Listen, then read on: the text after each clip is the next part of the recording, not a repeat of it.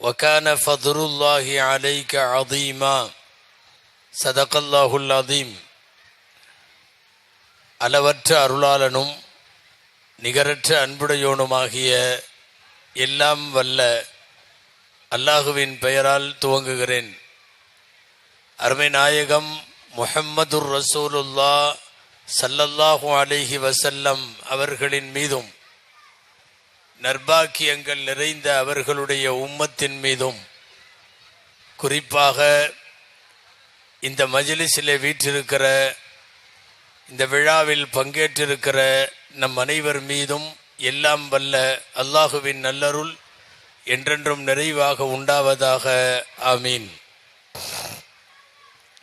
அல்லாஹுவின் பேரருளால் கடந்த சில ஆண்டுகளாக ஆண்டுதோறும் இந்த பள்ளிக்கூடத்தினுடைய ஆண்டு விழாவிலே பங்கேற்று உங்களோடு சில விஷயங்களை பகிர்ந்து கொள்ளும் நல்வாய்ப்பை அல்லாஹ் வழங்கி வருகிறான். அல்ஹம்துலில்லாஹ்.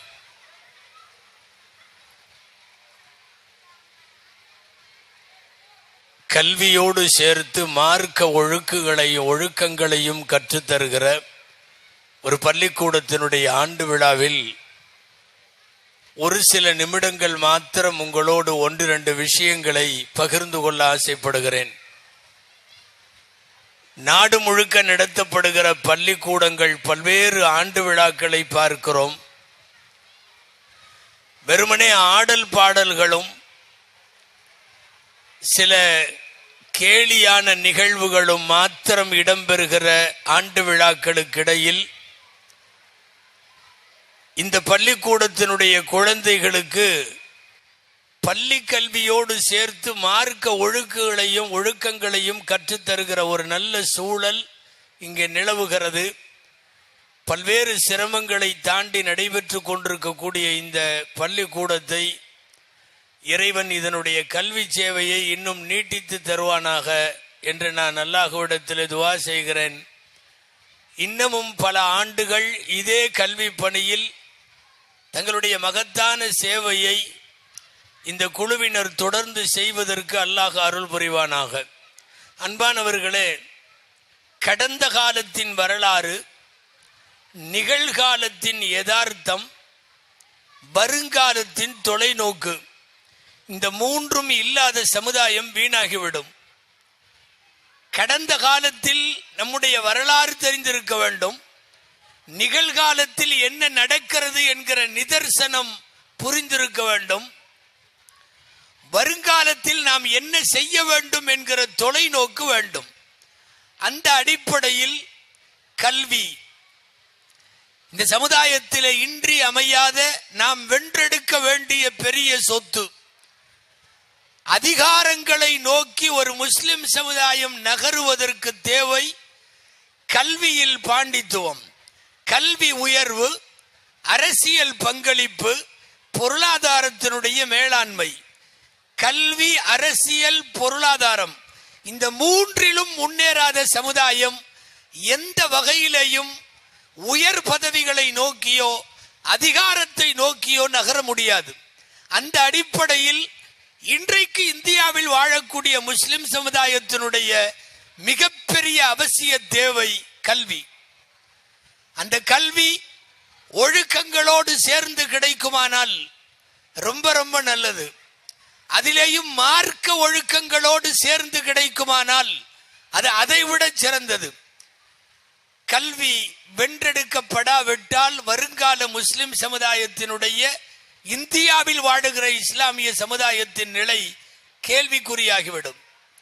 அன்பானவர்களே, தொடர்ந்து சிறுபான்மை சமுதாயம் இந்த நாட்டில் பல்வேறு விதமான இன்னல்களுக்கு ஆளாக்கப்படுகிற போது அதிகார மையத்தில், கையெழுத்திடுகிற இடத்தில், சட்டங்களை உருவாக்குகிற இடத்தில், நீதிபதிகளாக இருந்து நீதியை சொல்லுகிற இடத்தில், இந்த எல்லா இடத்திலேயும் அதிகார மையமாக முஸ்லிம் சமுதாயம் மாற வேண்டுமானால் கல்வியிலே ஒரு தொலைநோக்கு பார்வை நமக்கு தேவை.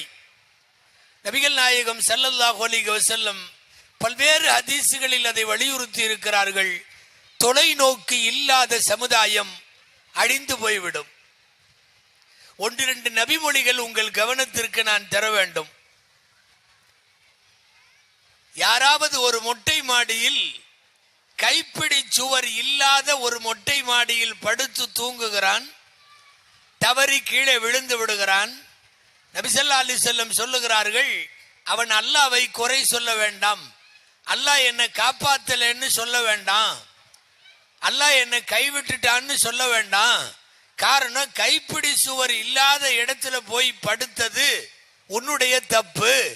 முன்னெச்சரிக்கை நடவடிக்கை இல்லாமல் நீ நடந்து கொண்டதற்கு அல்லாஹுவை காரணமாக்க முடியாது.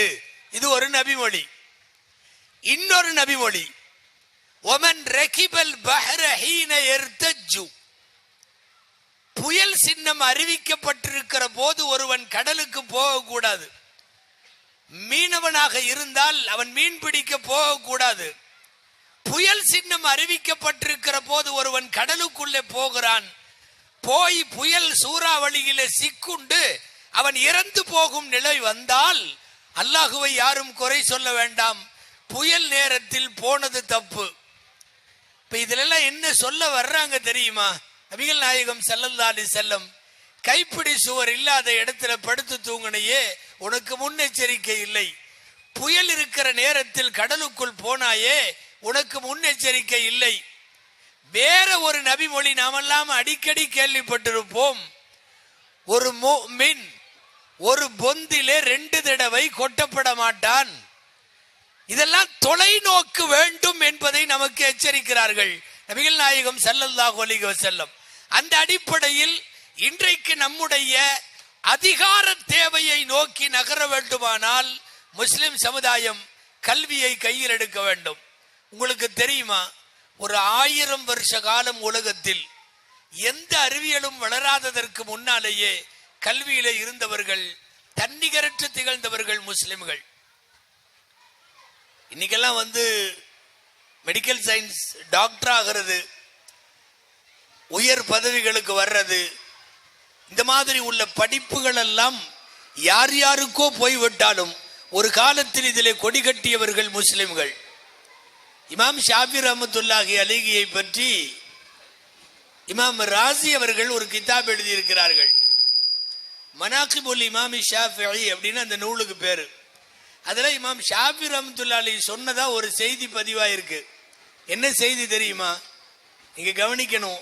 சொல்றது இமாம் ஷாஃபி, லையஉ சுலுஸல் இல்மி வ வக்கலூஹு இலல் யஹூதி வன் நஸாரா. கல்வியில 1/3 மருத்துவ கல்வி. அந்த மருத்துவ கல்வியை இந்த முஸ்லிம் சமுதாயம் தன்னகத்தை வைத்துக் கொள்ளாமல் யகூதிகளிடம் நசராக்களிடம் கொடுத்து விட்டார்கள். இவங்க இதுல அதிகமா இல்ல என்று இமாம் ஷாஃபி வருத்தப்பட்டு எழுதுவதை பதிவு செய்திருக்கிறார்கள். குர்ஆன்ல வெறுமனே தொழுகிறது, நோன்பு வைக்கிறது, ஜக்காத், ஹஜ் மட்டும் இல்ல, எல்லா கல்வியும் குர்ஆனில இருக்கிறது. தாவூத் அலைஹிஸ்ஸலாம் இரும்பு பொருட்களை வைத்துக் கொண்டு அவர்கள் பொருட்கள் செய்ததை அந்த ஒர்க் ஷாப்பையே அல்லாஹ் குர்ஆன்ல சொல்றான். இந்த ஒர்க் ஷாப்ல என்னென்ன நடந்துச்சு, என்னென்ன தயாராச்சுன்னு சொல்றான்.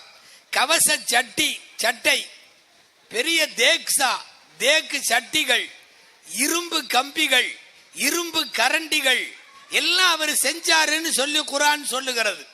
மெக்கானிக்கல் இன்ஜினியரிங் என்று இன்றைக்கு நாம் சொல்லுகிற அத்தனையும் குர்ஆன்ல தாவூத் அலைஹிஸ்ஸலாமுக்கு தந்ததாய் அல்லாஹ் சொல்லுகிறான்.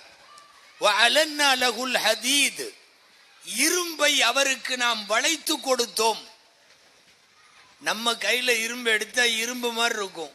தாவூத் அலைஹிஸ்ஸலாம் இரும்பை எடுத்து இப்படி வளைச்சா ரப்பர் மாதிரி வளையும்.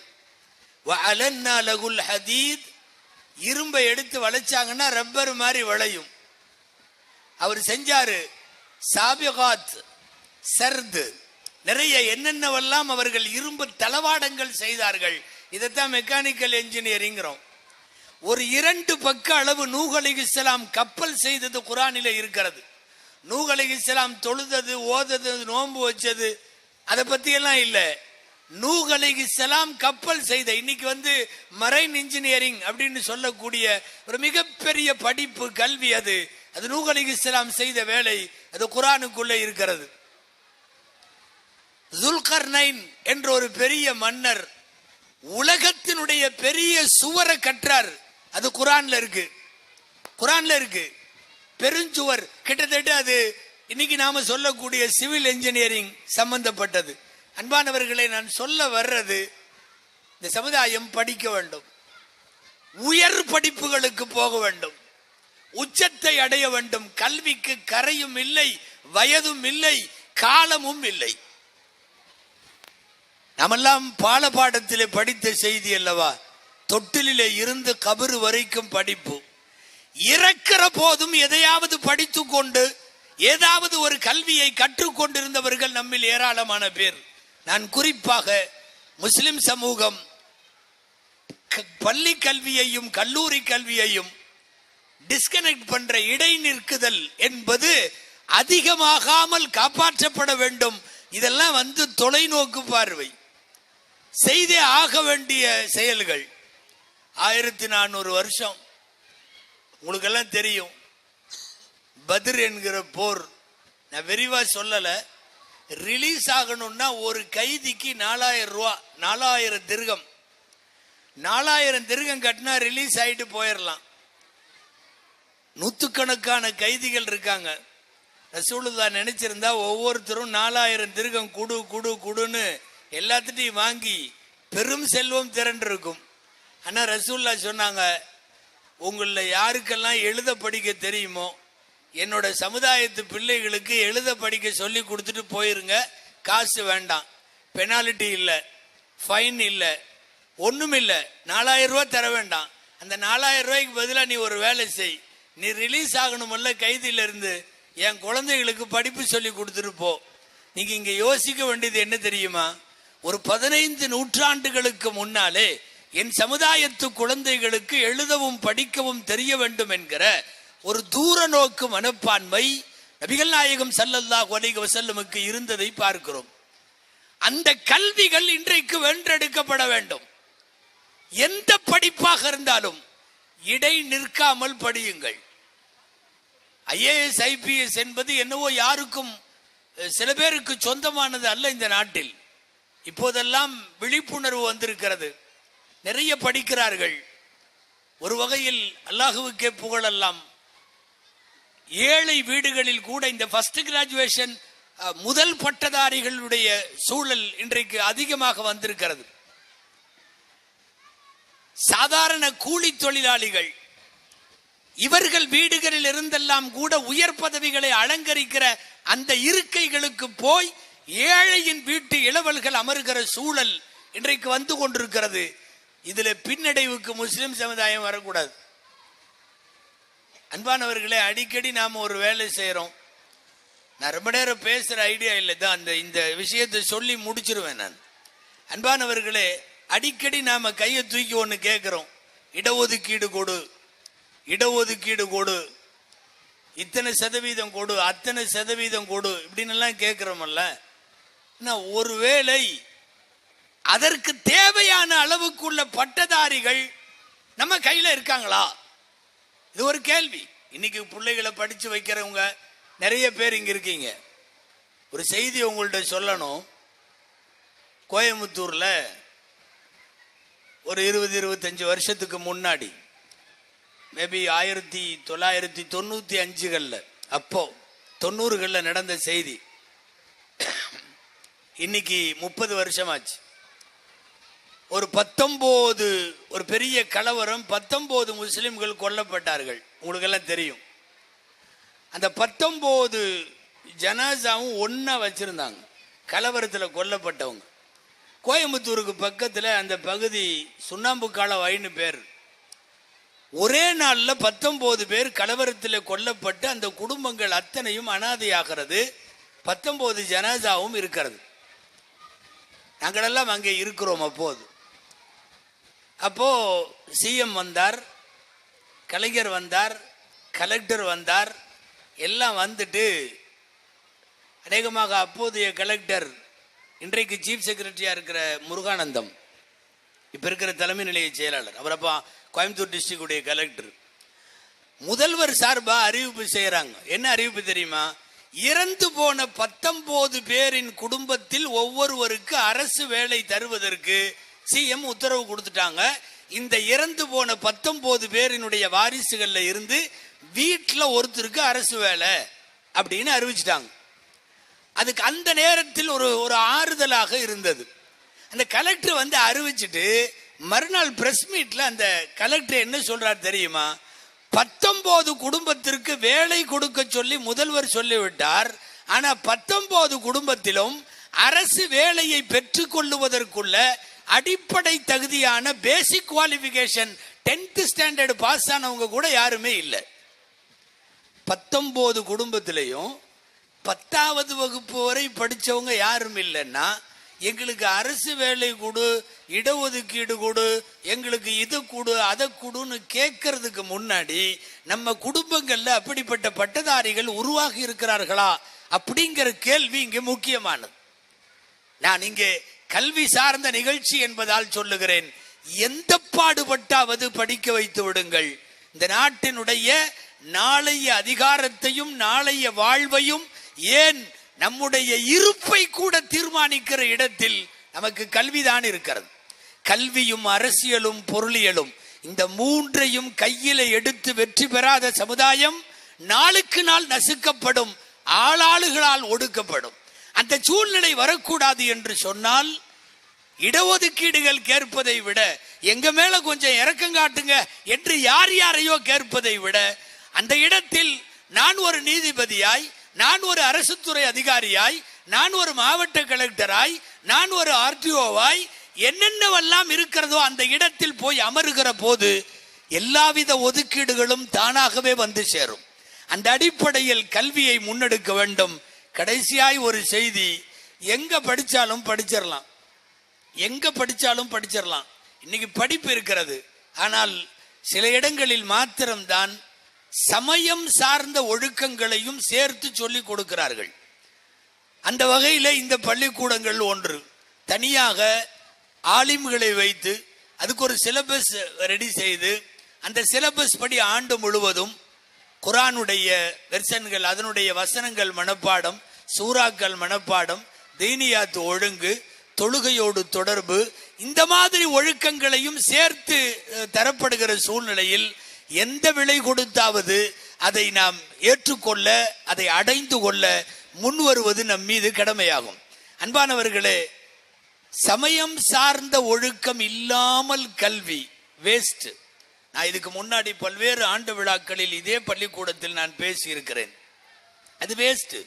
நபிகள் நாயகம் ஸல்லல்லாஹு அலைஹி வஸல்லம் ஒரு ஹதீஸ்ல சொல்லுவாங்க, அத்தபனி ரப்பி ஃபஅஹ்ஸன தஅதீபி, என் ரப்பு எனக்கு கற்றுக் கொடுத்தான், ஒழுக்கம் கற்றுக் கொடுத்தான். வஅல்லமனி ரப்பி ஃபஅஹ்ஸன தஅலீமி, என் ரப்பு எனக்கு கல்வியையும் கற்றுக் கொடுத்தான், அழகாக கற்றுக் கொடுத்தான். முதலில் ஒழுக்கம், இரண்டாவது கல்வி. நீ என்ன சப்ஜெக்ட் படிக்கிற, எவ்வளவு மார்க் நீ வாங்கின, உங்க ஸ்கூல் எத்தனை %, செண்டமா, எத்தனை சப்ஜெக்ட்ல எவ்வளவு மார்க் வாங்கியிருக்க, டோட்டல் என்ன, இது என்ன, அது என்ன, எல்லாத்தையும் தாண்டி ஒழுக்கம் முதலிடம், படிப்பு இரண்டாவது இடம்.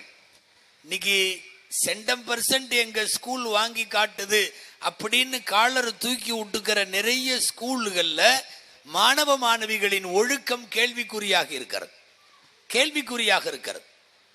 பெரும்பாலான கல்வி கூடங்களின் வாயில்களிலே போதை மருந்துகள் விற்கப்படுகிற அபாயமான ஒரு காலகட்டத்தில் தான் நாம் குழந்தைகளை வளர்த்து ஆளாக்குகிறோம். போதைக்கு அடிமையாகாமல், குடிக்கு அடிமையாகாமல், காலமெல்லாம் தன்னுடைய கல்வியை நாசமாக்குகிற இந்த காதல் போன்ற விளையாட்டுகளில் எல்லாம் தன்னுடைய இளமையை வீணாக்கி விடாமல் ஒழுக்கம் சார்ந்த கல்வியை தருவதற்கு யார் முன்னெடுக்கிறார்களோ அங்கேதான் நம்முடைய பங்களிப்பு இருக்க வேண்டும். அந்த அடிப்படையில் இந்த பள்ளிக்கூடம் செய்கிற கல்வியும் ஒழுக்கமும் சேர்ந்த பணிகள் பாராட்டத்தக்கவை. அதை அடைவதற்குத்தான் முயற்சிக்க வேண்டும். எல்லாம் வல்ல இறைவனிடத்திலே பிரார்த்திப்போம்.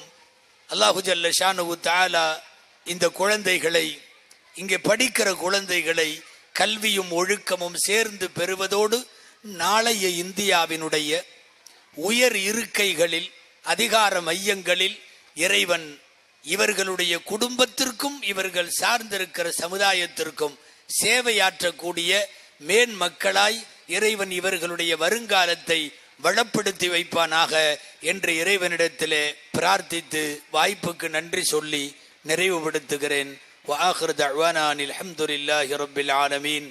السلام عليكم ورحمة الله وبركاته.